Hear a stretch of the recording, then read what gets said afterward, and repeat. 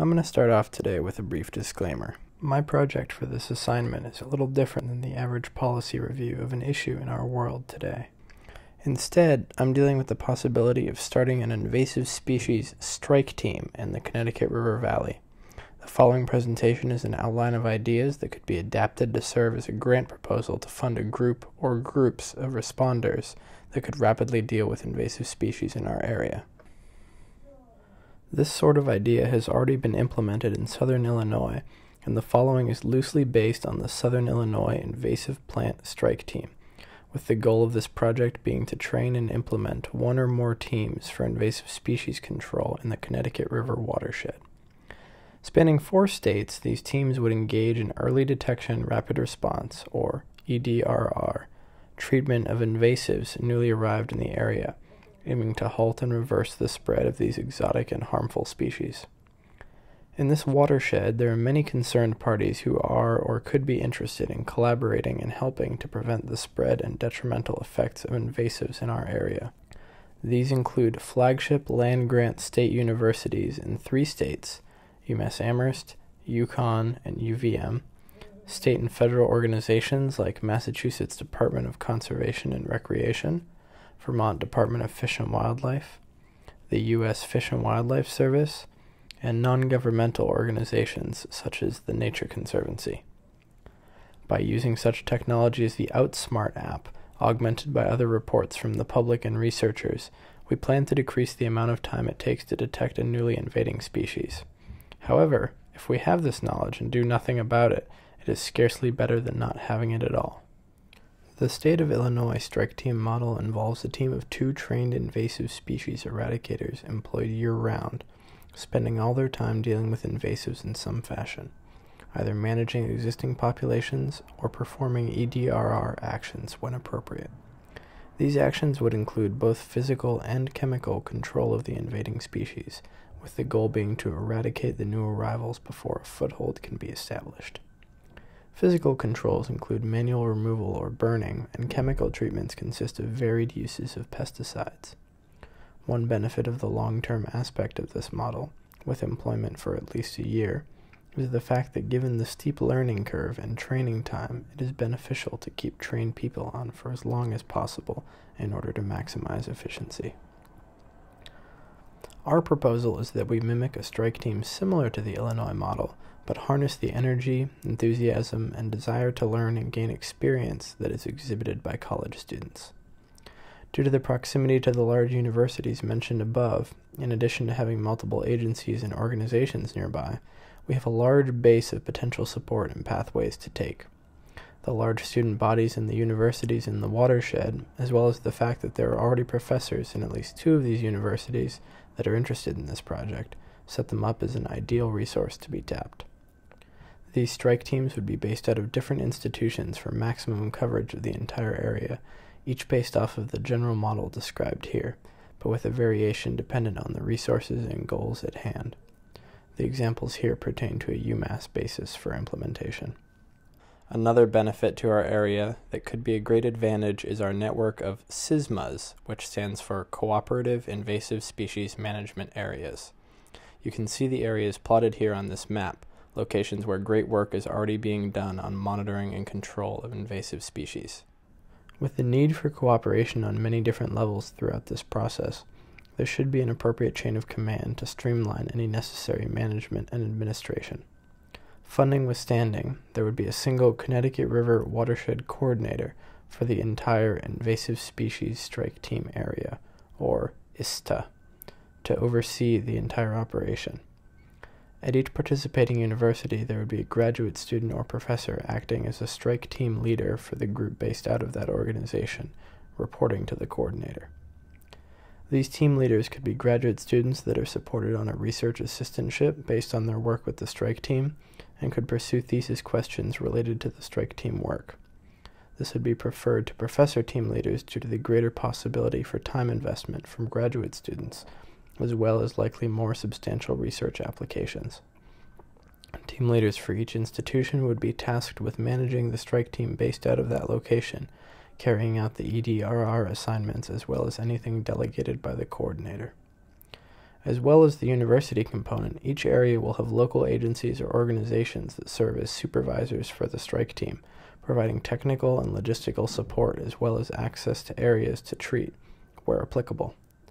The overall watershed ISTA would be broken down into three main domains: the North, consisting of Vermont and New Hampshire; Central, comprising Massachusetts' section of the watershed; and finally South, the remainder of the ISTA that is in Connecticut. Strike team members would be recruited from the student body in return for independent study credit in the form of an internship or research project, which could possibly evolve into seasonal employment during the periods the school is not in session. 1 credit of independent study would be assigned for each 3 hours of time given weekly, which could also include data entry and administrative work. By training small groups at each university, they're able to set aside time each week for EDRR. We could assure that any newly detected invasive would be dealt with within a few days of discovery by whichever capable team was closest. Ready and capable teams would have specified times weekly when they would perform treatment of any recently detected EDRR species.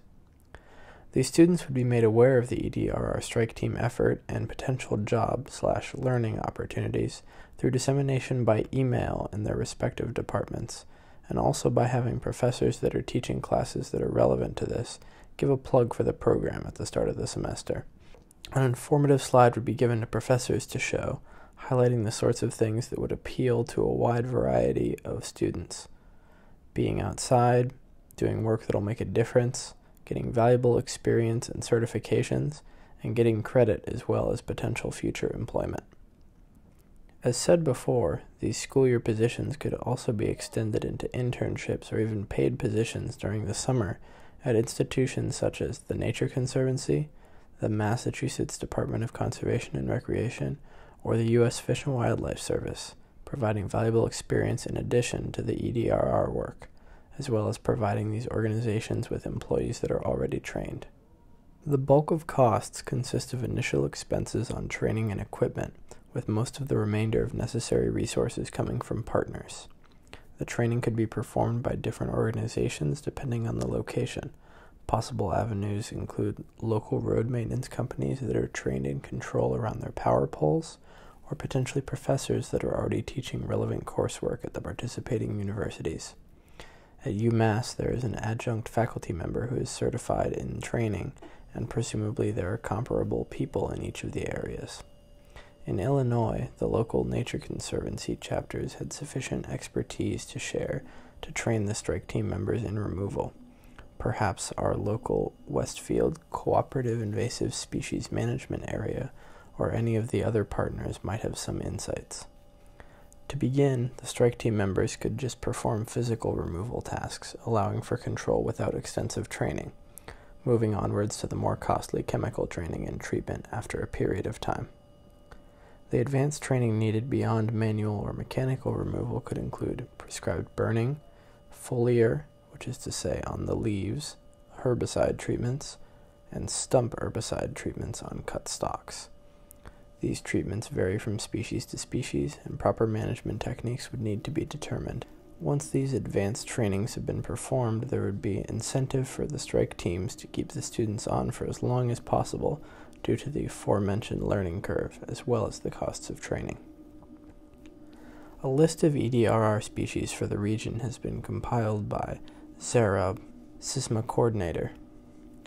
Using GIS, we can determine any species that fit the characteristics of EDRR for any point in the invasive species strike team area, enabling us to generate a list of target species for strike teams in any location. Similarly to this map that was easily generated of all potential schools in the area. However, without sightings of species to deal with, the idea of the strike team itself is rendered mostly ineffective. Any model that is enacted requires information to be gathered about the species that are being targeted in order to direct removal efforts. In Illinois, much of the detection was done by on-the-ground biologists in the protected areas that were treated, but around here we have additional resources at our disposal. The Outsmart program, www.masswoods.net/outsmart, is a smartphone application that has been developed by UMass in partnership with Massachusetts Department of Conservation and Recreation and the Center for Invasive Species and Ecosystem Health at the University of Georgia.